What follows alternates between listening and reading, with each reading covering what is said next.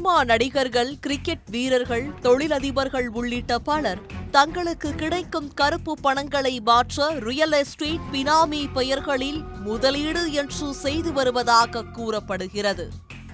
ஆனால் விலை உயர்ந்த கார்கள் மூலம் கருப்பு பணத்தை வெள்ளையாக்க முயன்றதாக வருமான வரித்துறைக்கு தகவல் கிடைத்துள்ளது.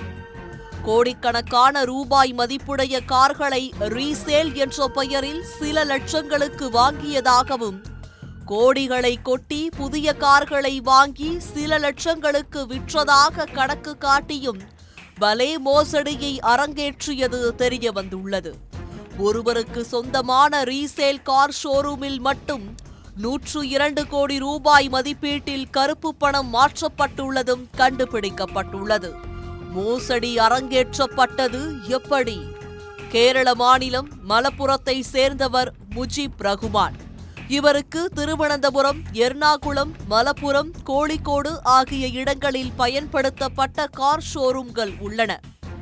இங்கு சாதாரண கார்கள் முதல் விலை உயர்ந்த கார்கள் வரை விற்பனை செய்யப்பட்டு வருகின்றன.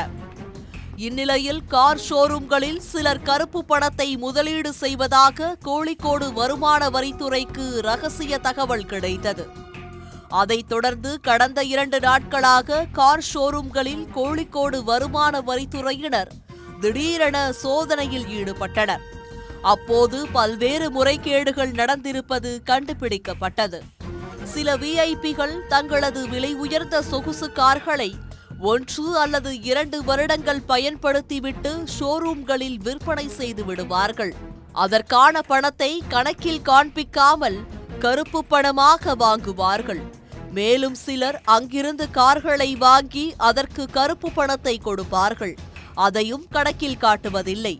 இந்த மோசடியில் ஒரு இந்திய கிரிக்கெட் வீரர், மலையாளம், தமிழ் உட்பட சினிமா நட்சத்திரங்களுக்கும் தொடர்பு இருப்பது கண்டுபிடிக்கப்பட்டுள்ளது. அதைத் தொடர்ந்து அவர்களுக்கு நோட்டீஸ் அனுப்ப கோழிக்கோடு வருமான வரித்துறை அதிகாரிகள் தீர்மானித்துள்ளனர். கருப்பு பணத்தை மாற்ற முஜீப் ரகுமானிடம் கார் வாங்கி விற்ற பிரபலங்களை வருமான வரித்துறை அதிகாரிகள் கணக்கெடுக்க தொடங்கியுள்ளதால் அவர்கள் கலக்கமடைந்துள்ளனர். உடனுக்குடன் செய்திகளை தெரிந்து கொள்ள சன் நியூஸ் பெல் ஐகானை கிளிக் பண்ணுங்க.